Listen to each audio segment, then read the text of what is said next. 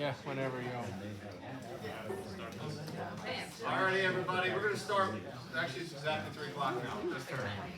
So, welcome to this breakout session. I just went like that too much with my wrist. Welcome to this breakout Connect card to Connect group. My name is Nathan. Talk to everybody on the camera real quick. And I'm the discipleship pastor here at Evangel. And this is? I'm Katelyn Schatz. I'm the Next Steps coordinator here at Evangel. So what we're going to talk about is kind of like my job, my wheelhouse, baptisms, growth track, which we call Discover. So if I refer to Discover, that's what I'm referring to. And then guest follow-up as well as Alpha Connect groups. Yeah, so super excited that everybody's here. You know, we actually got a lot to talk about. We kind of verbalized this yesterday, and we could talk for a long time. Yes. One, I'm pastor, so I can talk a lot. Yes. So I just got to slow it down a little bit. But you know, today's lesson, if I would put it into church language, it would be this. It's all about assimilation, right, and kind of retention.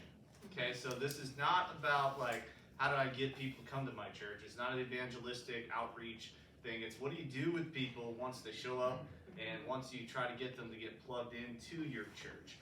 And so just a few things I just want to preface, just with a few thoughts before we start. First off, we don't think we're perfect at this.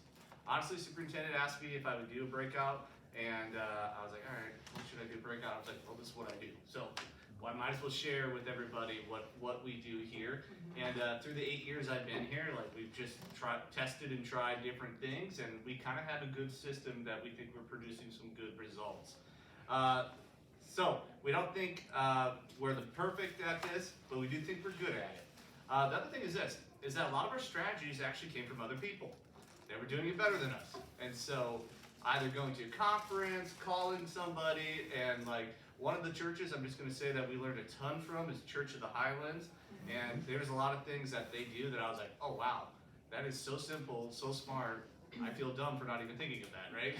And so I encourage you, like, learn things, you know, chew on the meat, spit out the bones. You always have to contextualize it, which is kind of the last thing is that, you know, obviously Evangel's a larger church, and I don't know everybody's church size or the demographics that you guys are in, and so you do have to contextualize this, and there might just be one gold nugget that you can take, maybe not the whole thing, but maybe there's just one thing on how we do Easter or Christmas or our weekly follow-up that might bless you guys. And so those are some of the things I just want to preface about this. And so, hey guys. So if you're taking notes, we're going to really talk about 5 categories within Next Steps Ministries, okay?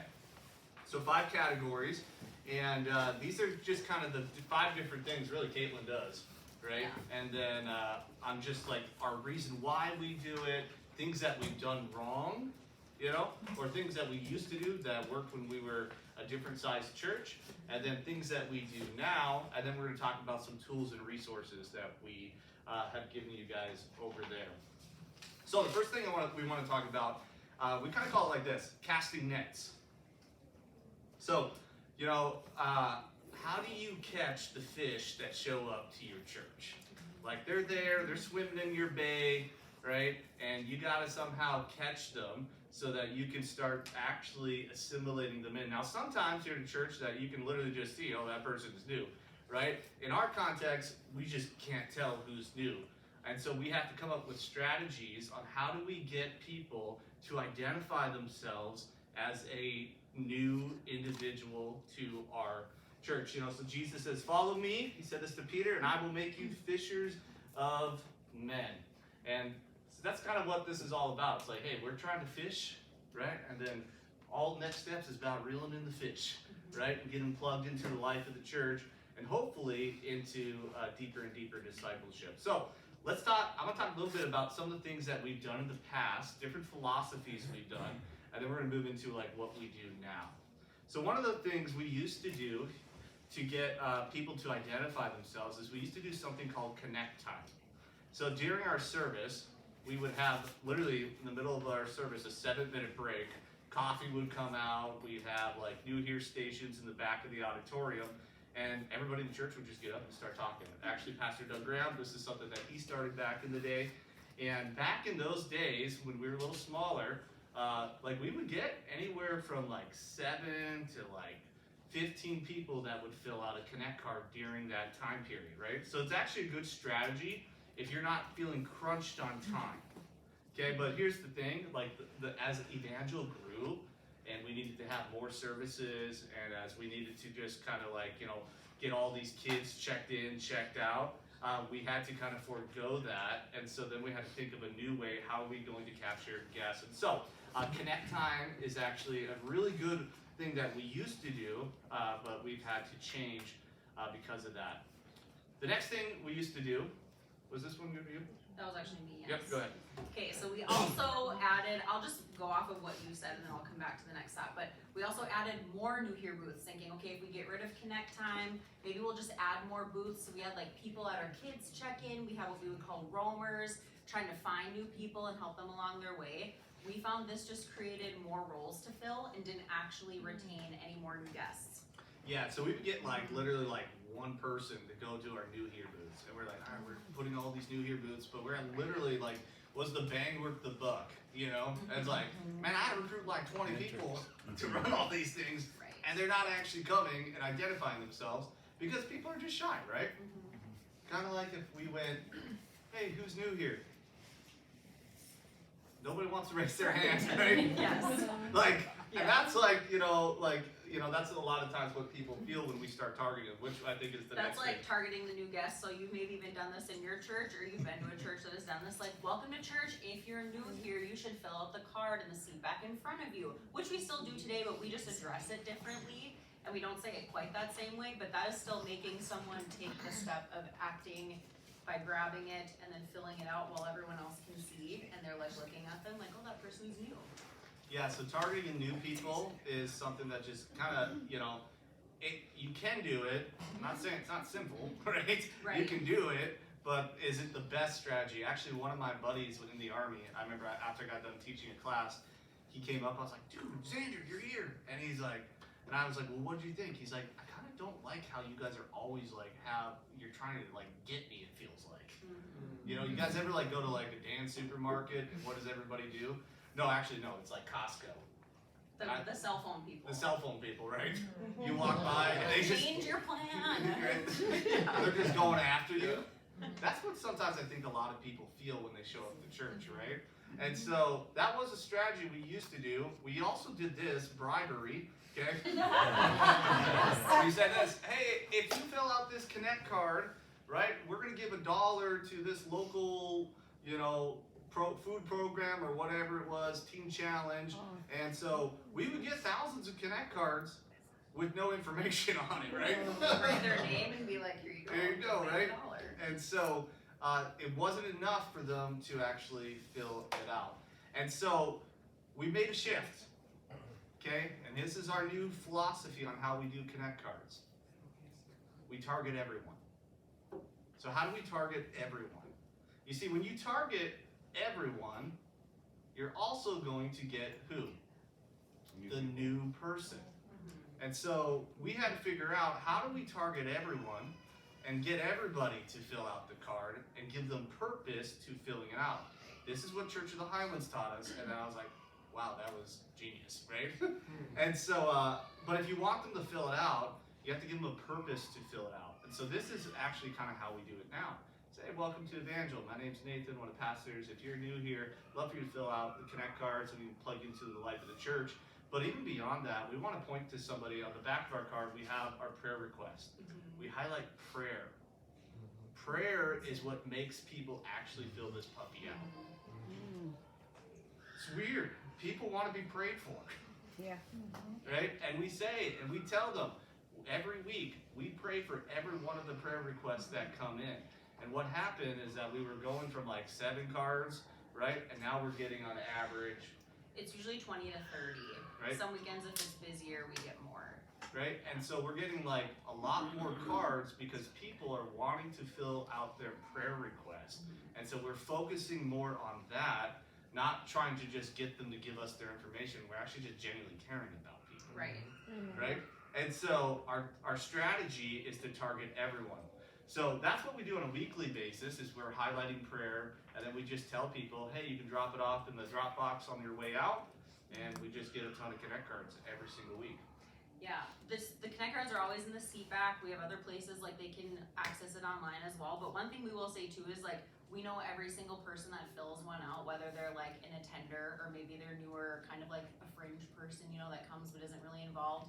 We know they each have a story and like God has a purpose for them. So we're not trying to like make this all about the system and the process, but also this is how you can engage with people. And we love too that we get to pray for people who are very active in our church. People will be oddly vulnerable by being able to write out a prayer.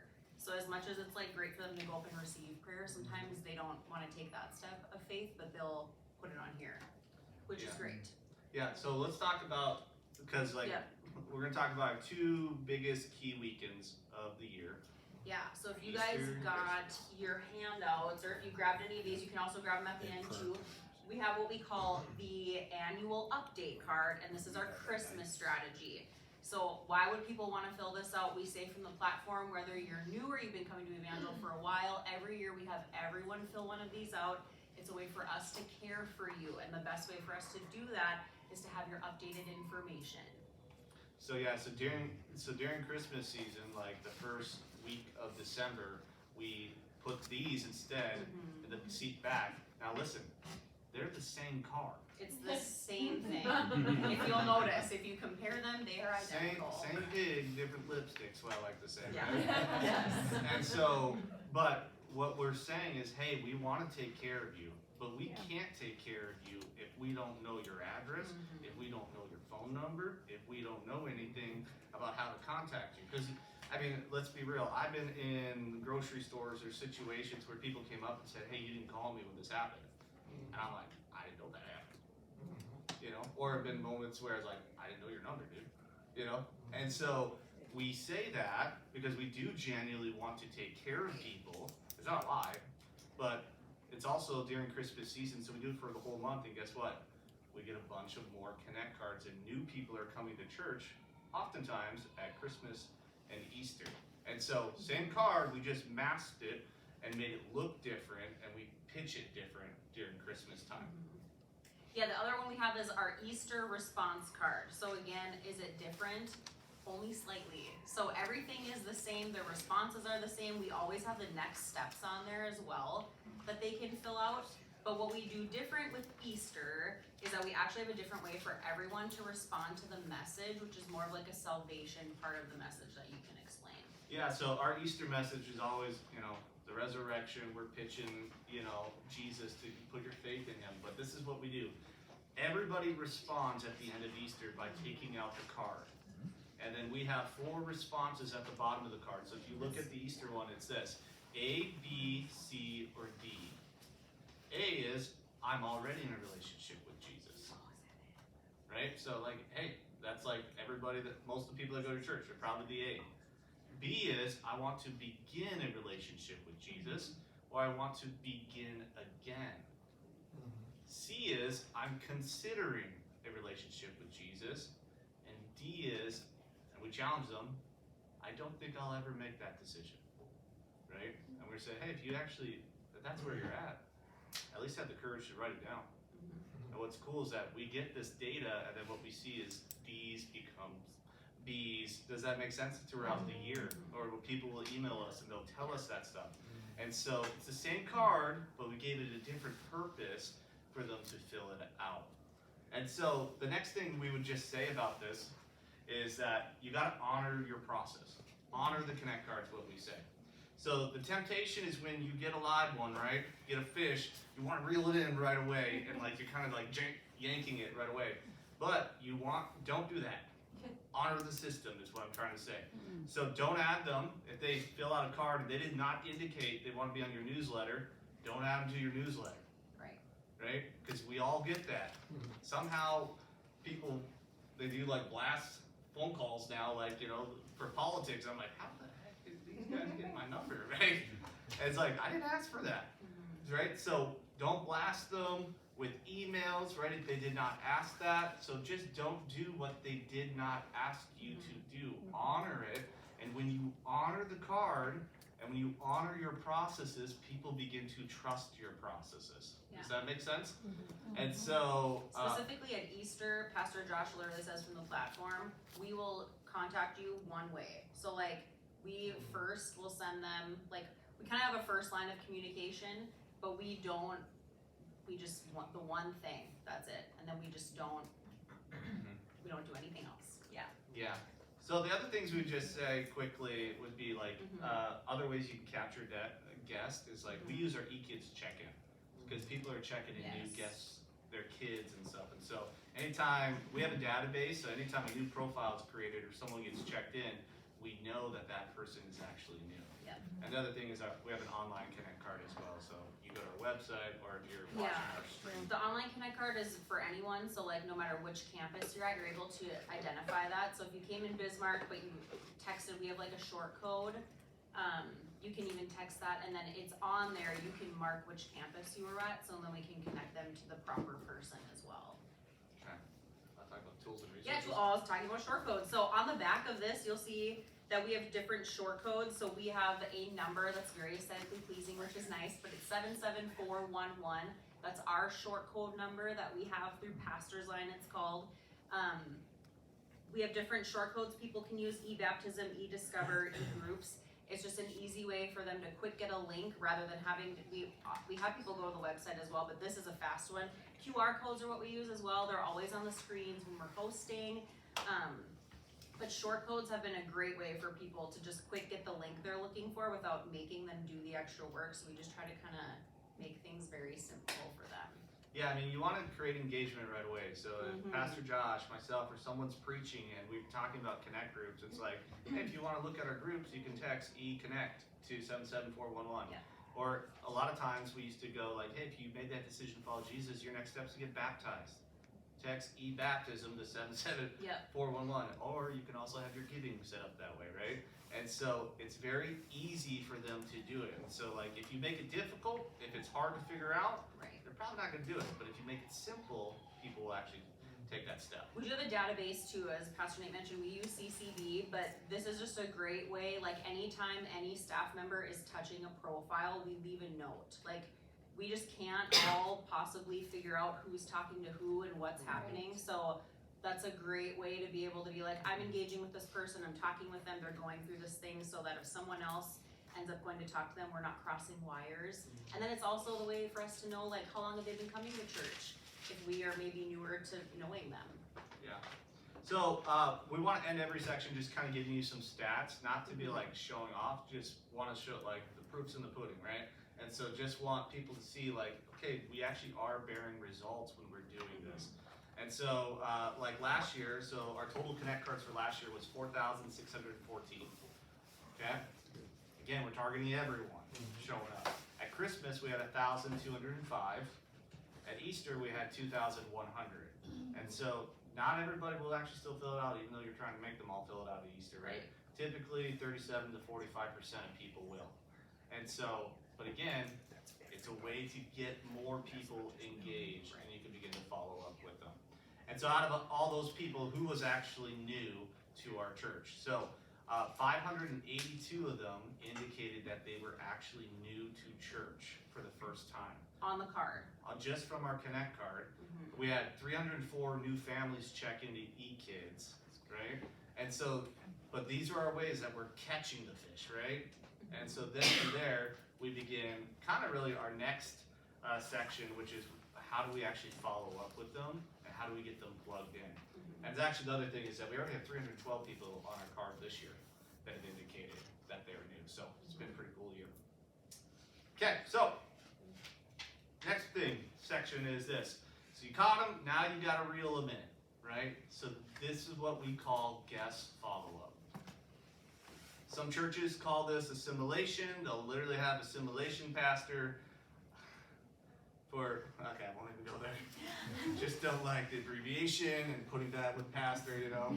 So, but here's the thing. Most, if not all, of the New Testament are actually follow-up letters, if you think about it.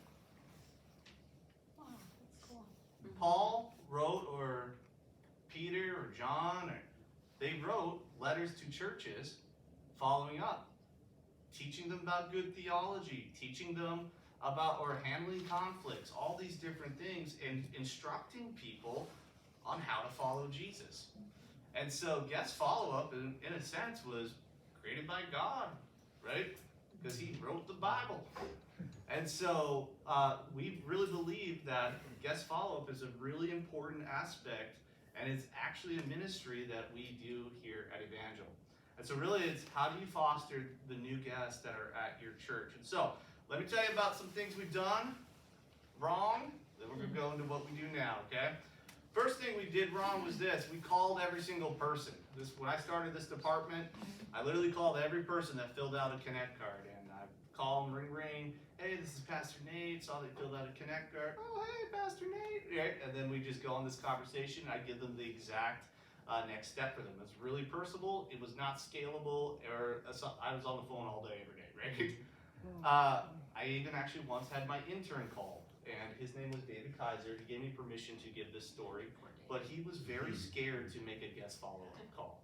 Just cold calling people wasn't him. And he was like, please, Pastor Nate, please don't make me do this. And it was him and Madison, Pastor Madison and Dickinson. She was interning with me. And I would do a phone call, and then I would have one of them do it. And so I flipped a coin, and David's just panicking. I could see it in his eyes.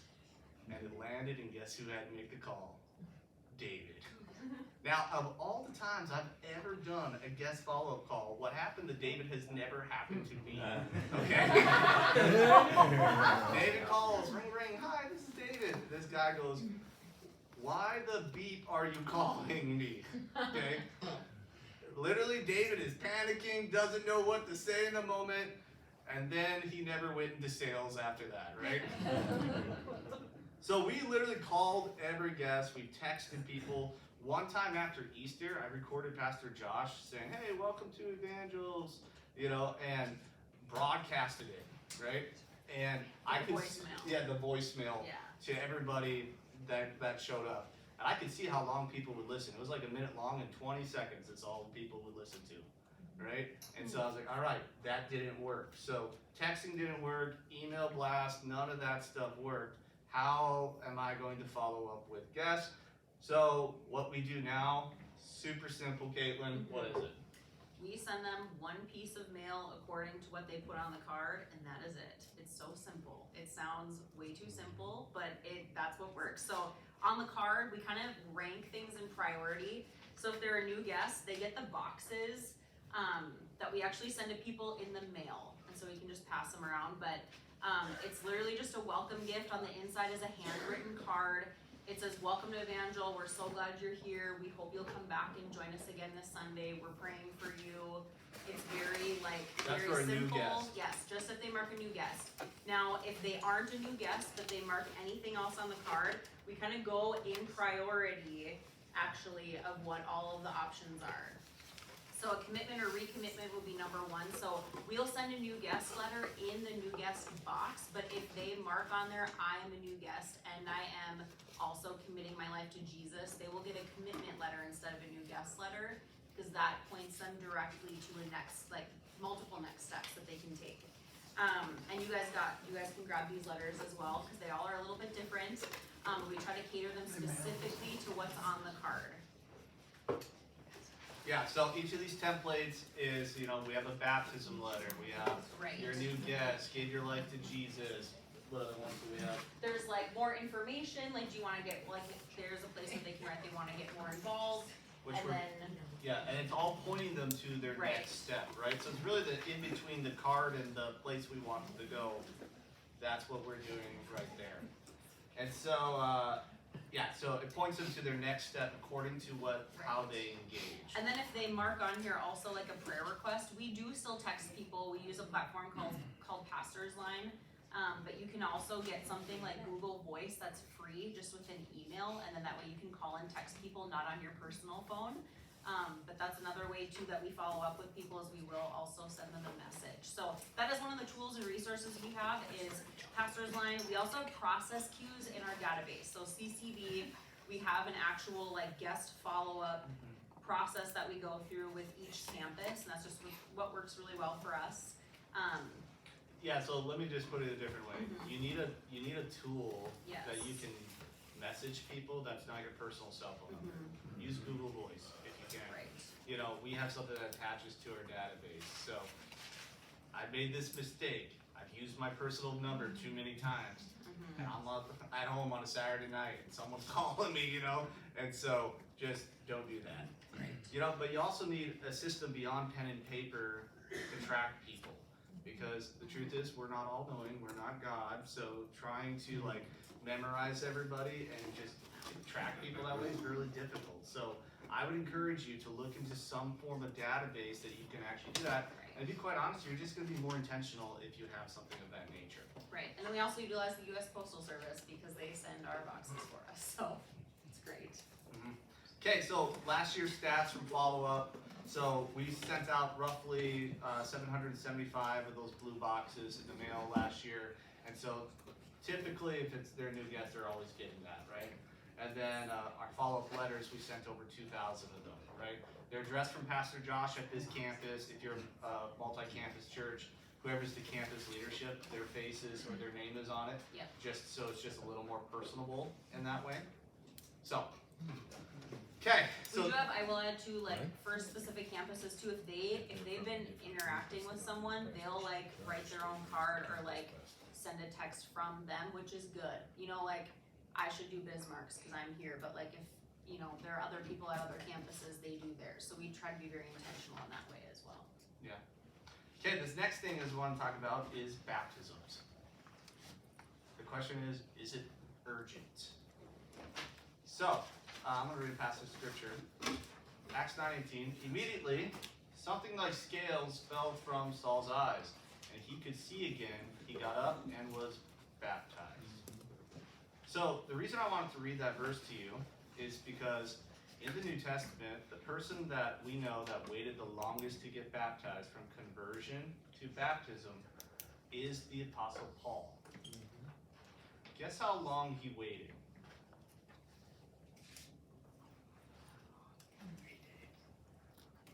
Actually, it was 3 weeks. 3 weeks. So, and he actually recalls this in Acts 22:16. He says, in talking about Ananias, now why do you wait? Rise and be baptized and wash away your sins, calling on his name. The reason why he waited so long is because he had to go to Damascus, right? He had to wait for a believer to come to do this. But other than that, when you read the book of Acts, when people gave their life to Christ, what happened? They got baptized right away. Right. And so I'm going to just say something. This is not Evangel saying this. This is me saying this. I really think that we've watered down water baptism. We have all these, we haven't made it urgent. We've almost unattached it to salvation because we don't want to attach it to salvation. Do you know what I'm saying? Right. Because we're afraid of that, a misconception, we basically have detached it, but it is the mark of someone becoming a Christian. Right?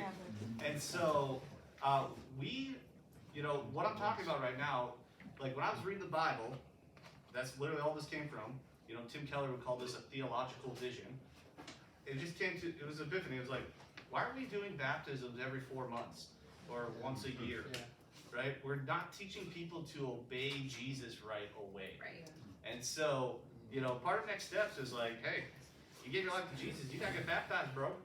Why? Because that's what Jesus told you to do, right? And we obey the King. And so, a few years ago, the network, in 2020, they had their 3 goals, right? And one of them was increasing baptism. And so they did a survey with all the pastors in the network. And simultaneously, I was actually starting my master's.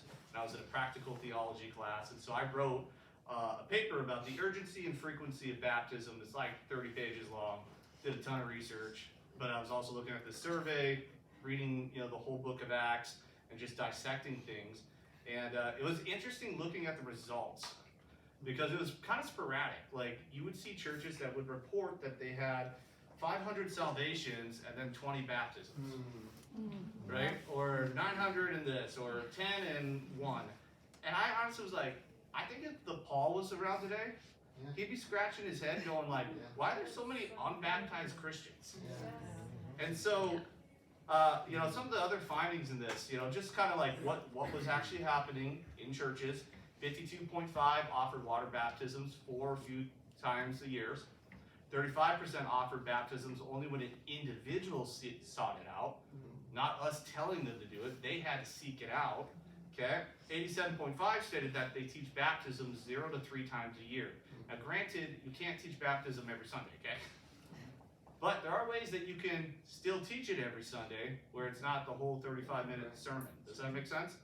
And so, you know, the 2 biggest struggles in this survey for pastors was this. 42.5% stated answering questions dealing with infant baptisms. Okay? Like, people didn't actually have a strong enough theology to defend a credo baptism or a believer's baptism.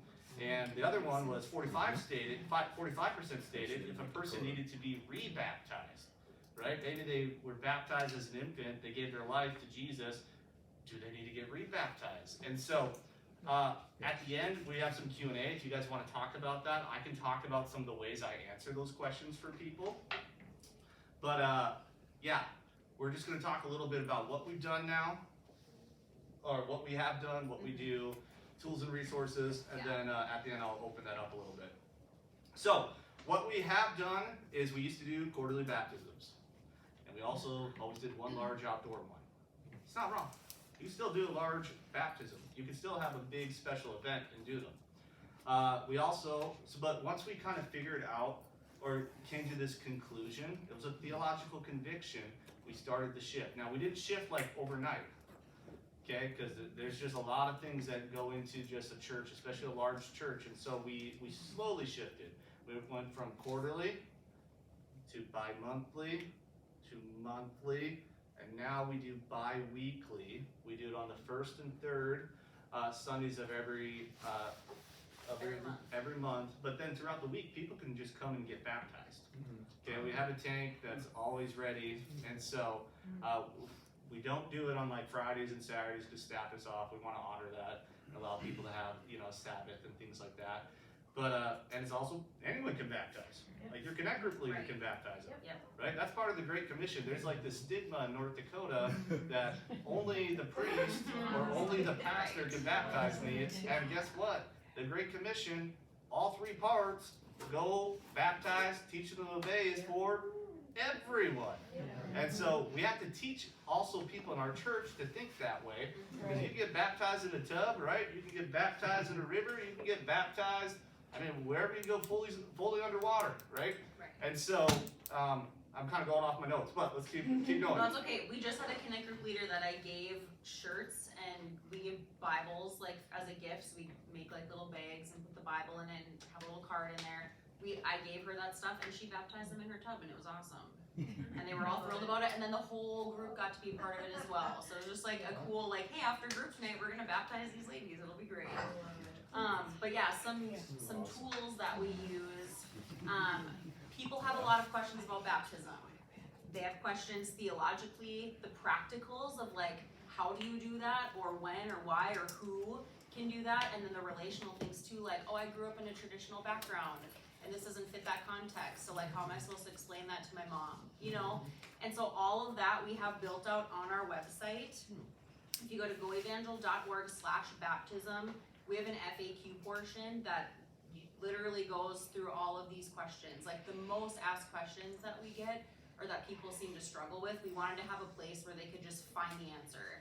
We also have past sermons that Pastor Josh has preached, and I think there's even the one from you from this last December 31st. That was a huge baptism weekend where we just encouraged anyone that felt like they wanted to. We had tons of walk-ons. It was amazing. But one of those walk-ons was, guess who? My younger brother. He listened to the sermon, gave his life to Christ, and got baptized afterwards. So, you know, so we still do like every like year and a half, we hit a strong baptism, convincing people, right? That's the thing. You sometimes have to convince people that this is biblical. Right? So we're biblical, not traditional, right? What do you see in the Bible? And so, but those 2 sermons that are on there, so you guys can watch them. Honestly, if you want sermon notes, I'll give them to you. You know, and just you got to tell people about it. They won't do something if they don't read the Bible. If lost people don't read the Bible, they're not going to come to that conclusion unless you tell them to do it, right? So waiting for them to solicit it, it's just not a good strategy. You need to tell them and teach them to start obeying Christ. Even after hosting too, we found like if you just say after, it doesn't have to be every week, but just like, hey, if you gave your life to Jesus today or you want to recommit your life to Jesus, like your next step is water baptism. We'll throw it up on the screen, the short code, the QR, the website, it's all up there, and then people can easily go on and like see for themselves, read some of the information and the questions that they have can get answered. Yes, and we did that for a whole year. After every sermon, and we always give salvation message response. We say, your next step is to be water baptized. You can do that by texting e-baptism to 77411, and people would sign up. If they marked it on their Connect card, they would also get the baptism follow-up letter. Yes. Right? And so we're still sending that follow-up letter every single week when people indicate it. So they're being taught it constantly. So I don't need a whole sermon to do it. I just need a process and a system to respond to people when they're actually indicating that. Right. Yeah, for scheduling, I'll just really quickly hit some of the tools we use. We use the short code, obviously, we've talked about that a ton. We do utilize Pastor's Line, which I mentioned with like texting. If people schedule a baptism, it's really hard to show up to that cold with no information prior. So like I send them, they get emails from what we use called Calendly. It's like a scheduling app kind of thing that kind of connects to my Google Calendar, but what it does is that sends them an email, but I am texting them personally from Pastor's Line saying, we are so excited for you, here's where you come, this is where you show up, this is what I have for you, if you have questions, message me back. That gives them a chance to, in a way, to like communicate back with us. So that's also why texting is great, and why I kind of fight for it specifically with like prayer requests, because people can actually respond, and then that's a new line of communication. But I don't like overly, you know, if I pray for them once, I'm not sending them weekly things or saying, give me an update, or, you know, I kind of just leave it up to them to respond. I have a question. Can you tell me about your online, like how do you handle online people that want to get baptized? That one's tricky. We haven't really mastered that yet. Most of the time, if they're engaging online, they're usually close enough to a campus that we can point them to the campus. Okay. But as far as like out of state or out of like region, we haven't really had to deal with that much yet. Yeah, the few times we have, it's really finding someone's got a church nearby. Right. You got to go to church there. Yes. Right? I'm not going by. I have thoughts. Yes. Okay. All right, let me talk about some stats. So, 2019, we had 101 baptisms. That was up to that point, that was the highest number of baptisms we ever had at church. 2020, we had 159. So, in 2020, this is when we began to shift. Like once the year started, Right. we started to shift our philosophy. So in 2021, here's the numbers from our shift: 301. The next year, we didn't push it as hard, right? The whole year we were hitting it. Then we had 200, still more than 159. Last year, we had 419. It's a culture. People show up, they go to that sunroom that's over there where all the booths are in. There's a tank in there typically. It's private baptisms, right? But you know what's awesome about it? When they get baptized, they bring their friends. Yeah. They bring their families. And then when they're there, I talk about the gospel. Why are you making this decision? I say, hey, tell me the 1 minute version of your story, or 2 minutes, and then you could sum up your relationship with Jesus in one word. What would it be and why? And sometimes they're like peace, sometimes it's forgiveness, sometimes it's whatever it is, and then when they get in the tank, I pray that word over them, right? And then, upon professing your faith in Jesus Christ, your Lord and Savior, and I'll baptize in the name of the Father, Son, and Holy Spirit, they're fully under, boom, everybody celebrates in the room, right? And so then their whole family goes to church, they hear it, and I can't tell you how many times that somebody came and watched their son get baptized, went to church, gave his life to Jesus. Right. Got baptized, brought his friend from work, and it was a cycle because we made it frequent and it was urgent. Right. And so that's why I'm like, I die on this hill, because I really think, and at the end of the day, it's biblical. That's right. That's why we do it. Right. And so, They're trying to make it easy and consistent. So like we don't have a separate baptism class. They show up and we build that into our time. So you're not saying, give me 2 chunks of your time and making it difficult, and then like, well, if you didn't come to class, we can't baptize you. Like, we try to just make it really simple, so it's just very accessible. yeah, there's there'll probably be a question that hits some thoughts I'm thinking. But for time, we gotta keep going. Yes. Okay, so next category we want to talk about is this, your Next Steps class. So, Psalms 37:23 says, "The Lord directs the steps of the godly. He delights in every detail of their lives." So if God cares to direct people's next steps, I think the church ought to as well. We should be intentional on how we're guiding people on following Jesus. So not every person that comes to your church is new or even a new believer. Some people come from different theological perspectives. Some people are unbelievers. Some people have previous pastors, or they were a previous pastor and they're no longer pastoring and they just start coming to your church. Right. And here's the thing, you need a place where people can kind of go on their first date with you. Right? They got to be able to get to know you a little bit. And we call this Discover, okay? But the purpose of it is to host people that are new to the church, answer their questions, and tell them a little bit about us.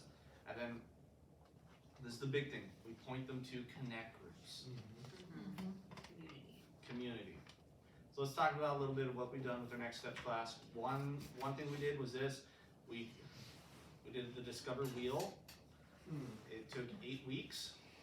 Poor retention. It doesn't work. Yeah. We got that from Hillsong. Just didn't work. We tried 4-week Discover, right? Where it's like the growth track. Week 1 is this, week 2 is this, week 3 is this, week 4 is this.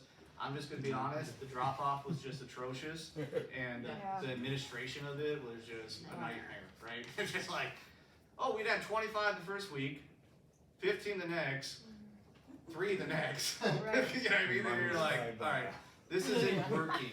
And so one of the things that I think that has helped us is this. Everybody say with me. This isn't working.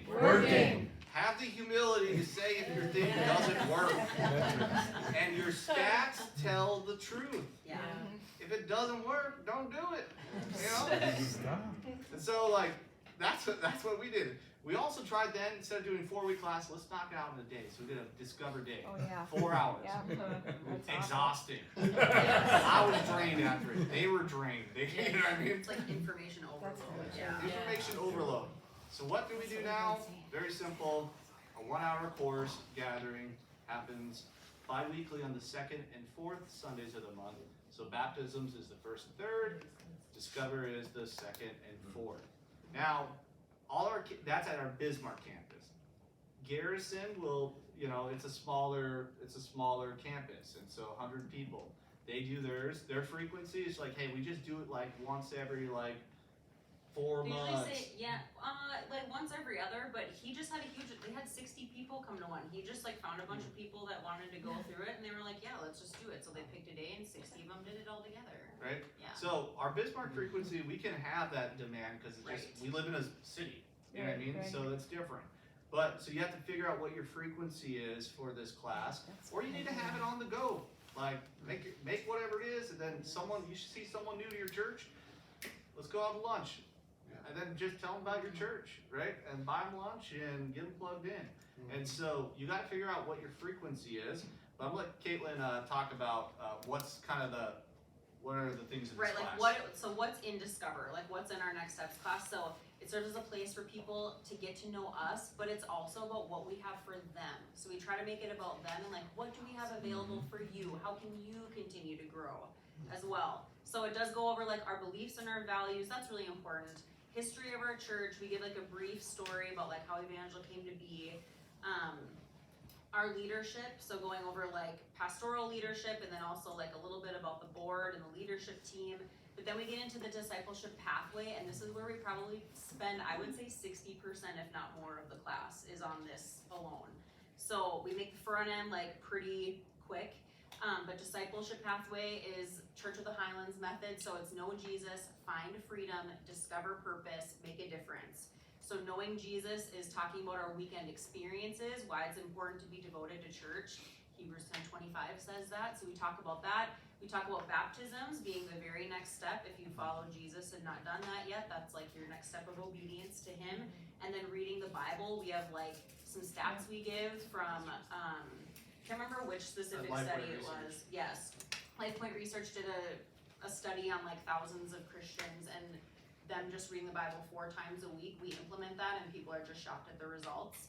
We also talk about finding freedom. So that's being in a connect group, and we just say that's everyone's next step even if you're leading a connect group, like you should be in a connect group. You know, like if you're on a team, you should be in a connect group. Like everyone should be in a connect group.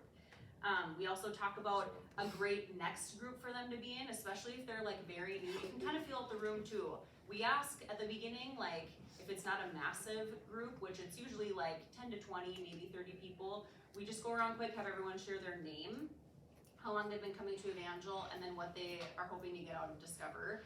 And a lot of them, if they're really new, we'll kind of talk about like, hey, Alpha or Freedom would be a great group for you to be a part of. So Freedom Curriculum is something new that we've adopted, and that's also from Church of the Highlands. But those are two great avenues to have people be like in a first group to grow. Then we do Discover Purpose. So in Discover is kind of them discovering their purpose, right? We give them like a spiritual gifts assessment, and we talk about how their passions and like their calling can meet at that intersection, and that's where like their sweet spot is. And then making a difference is them serving on a dream team or taking the spiritual gifts that they learned about and then implementing those in the relationships they have and in the community. So not necessarily like you have to be serving in the church, but just like, hey, God has gifted you, you have a purpose, and there's a plan for you, and He has a calling for your life. Yeah, and I would say the other thing is, you know, like, know Jesus, we talked about, we're hitting the things again, right? You need to be devoted to the apostles' teaching. That's what they were. Like, you ain't gonna learn about God unless you show up to church, yo. Right? So be consistent in coming to church is what we're hitting. You need to be baptized and give your life to Jesus. Why? Because that's what we see in the Bible. And you also need to read the Word of God because what the stats just prove it. So we're just kind of like really just selling each of these things. And then, you know, one of the things we shifted to that you guys gotta get to hear is one of the issues that we've had here at Evangel is that, like, yes, people get plugged in and we're getting a lot of people on teams, but a lot of people are on teams that were like spiritually mature. So they're like, okay, we gotta fix this, okay? And so what we're starting now is something called Heart and Soul. So people will go to Discover, and then eventually they're gonna go to something called Heart and Soul. So it's kind of like we separated them into two separate things, right? And that's like a 3-week thing with Pastor Josh and Janae, where we're basically knowing that people come from different churches, different backgrounds. We want them to get on the same page with us. One of the things, I literally went to a mass the other week.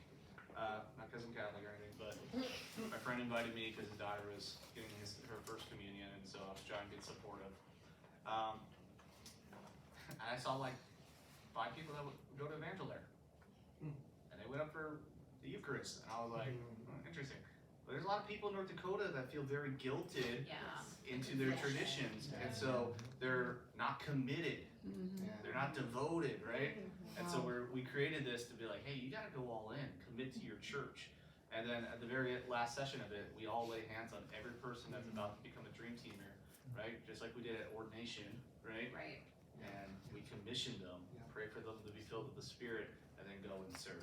And so that's some things that we're coming up. Through that in order to serve? Or Yes, that will be the change. It's not, we're like almost there. We're coming Yeah, there. we're In the fall. implementing that in October. Okay.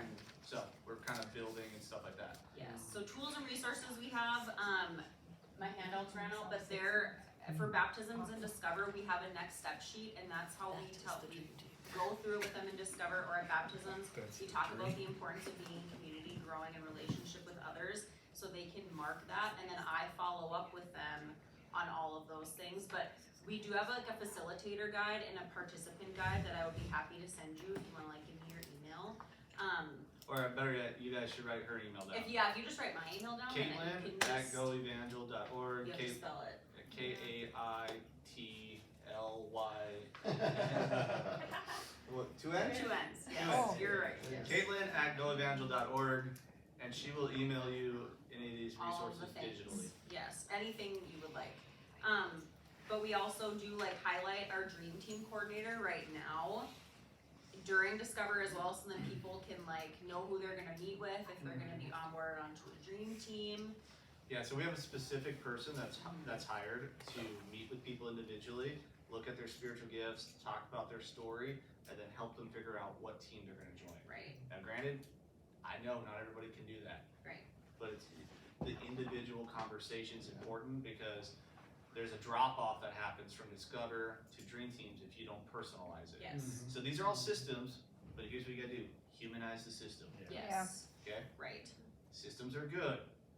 God made systems. I have a bunch of systems in my body, right?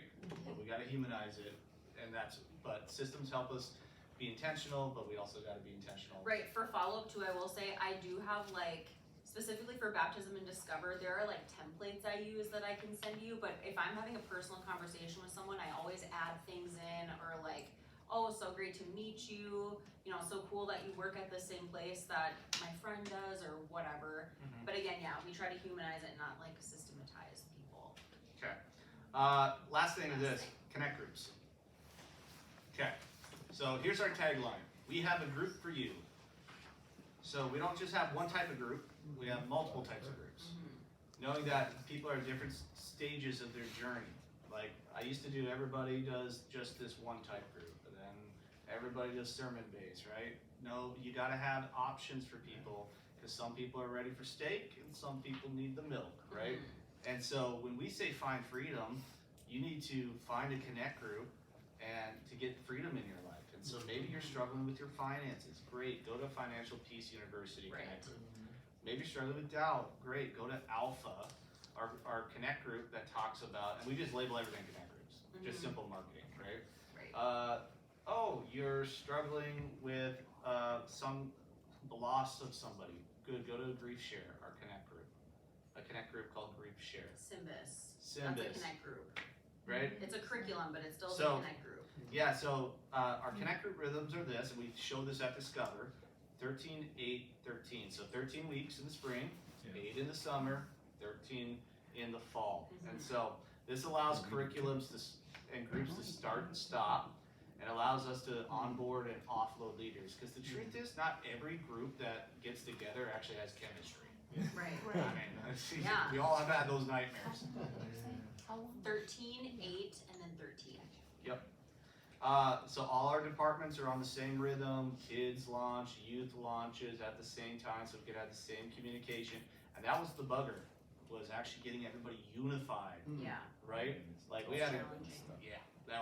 that took like a whole summer of work, right? It's like we had to get everybody on the same page. People had to sacrifice where they were doing stuff. Like I didn't do Alpha anymore on Wednesday nights. I was getting like 175 people in Alpha. I quit doing it on Wednesday nights so that kids could have groups, right? Right. And I had to figure out a different night to do it. And so everybody has to see the big picture when we're doing this. When I started, we had like 500 people in connect groups. Then I really started pushing it. We got 900 people in connect groups. This last spring, we had 1,810 people in connect groups. Okay? So here are the other thing is this, we have campuses, right? And so, Dickinson is this baby that just started. Garrison's a couple of years old. They can't do every type of connect group, right? They Right. can't recruit that many people. That's a nightmare trying to do that. So they just have to pick out, where's our group, where's our campus at right now? We're gonna offer those focuses. Right. And so these are kind of like all the focuses we do. Alpha is one. That's hey, learn about Jesus. That's kind of our, Foundations of faith. it's kind of like our catechism class, right? Freedom. So freedom is all about, hey, you're out of Egypt, let's get Egypt out of you. You're struggling with forgiveness, you're struggling with addiction, you're struggling with this. And one of the things I've learned in discipleship, that if you don't deal with the heart stuff, they can memorize the whole Bible. But if they don't actually get freedom in their life from the power of sin, it's like, so we got to get that junk out. And you know what? That's why we're like, hey, go to Alpha right away, because then you kind of learn about Jesus and the foundations of the faith. Then we always say, go to freedom. Right. Or go to freedom first, then go to Alpha. But in your first year, we'd love for you to do those two, because we think you're going to really grow as a result of that. And so, I mean, we have activity groups, okay? North Dakota is very seasonally driven. And so, like, after our men's event, we're going to have a lot of men's groups that are activity groups for the summer. Guys often need to play before they'll pray. Let them get to know each other and start having fun, and then eventually transition them into a different focus, right? We have general studies, and so this is where most of our groups are at. And so, like, some people just want to study the book of Ruth. Some people just want to, do this 10-week Book study. book studies, right? So we have Right Now Media, all that type of stuff. So the group leader can choose what group they want to lead, Right. right? We have support groups, so, infertility, divorce, whatever it is, loss, like we have all these types of things to deal with the heart pains that people are doing. And the last one, which I would encourage you, if you guys want to learn more about this tomorrow, I'm doing a breakout on the 7 ingredients of a discipleship culture, and it's called Transform. And Transform is a year-long curriculum. We go through the entire New Testament. People are in groups, they're reading it, and eventually all the groups come one night a month, and then I teach them that book of the Bible, field questions for whatever they have, and there's like 150 people in it right now. Yeah. And so these are the things that people don't see about Evangel. A lot of times you can see the Sundays, the marketing, all that type of stuff, but there's a lot of good things that are happening under the currents of that, Right. And so so those are our group types, and that's all. 3:55. You guys have some time for questions. Let's go. You talked about the Freedom Group. Is that something you created, or what? Church of the Church of Highlands. the Highlands. They created. Yep. So if you go to their Highlands Resources. if you call Church of the Highlands and ask them, they'll give you all of it. They have a video. I think they have a word They have for word. trainings even too. They also have they have weekends, right? And so that's where we do our how do you get filled with the Holy Spirit. We're not hitting that every Sunday, okay? Right. Because that's 1 Corinthians 14. We got to read that a little more often as Pentecostals, okay? But we have weekend retreats where we have those a couple times a year where we're praying for people to receive the Holy Spirit. And does that make sense? So that's part of the freedom, and also Alpha. Is that pretty similar to Alpha? Yep. Just a little bit more unique, I'm guessing, kind of thing. Yeah. You have a connect group with teaching them how to share Christ in the marketplace. There have been some like that. I don't know if we have one right now, but there have been groups like that as well. Yeah. I mean, those are connect groups that we need to get going, okay? Because we need people to be equipped Right. on actually how do I actually talk to somebody about Jesus And lead them to Christ. and lead them to Christ. Close the sale. Yep, exactly. So we've had some that have done that, but again, it's based off the leader. So if the leader is interested in that, if that's a passion of them, and if they're gifted at it, Right. right? And so, It's hard to teach it if you're not good at it. Good question. Okay, so we made our transition in doing baptisms more often this last year. And so as we were looking back on how that all worked or whatever, we noticed we had a good percentage of, we wanna do the baptism right away too, like that's where we're at. A lot of them, they got baptized and they kept coming for about 3 weeks and then all of a sudden we never saw them again.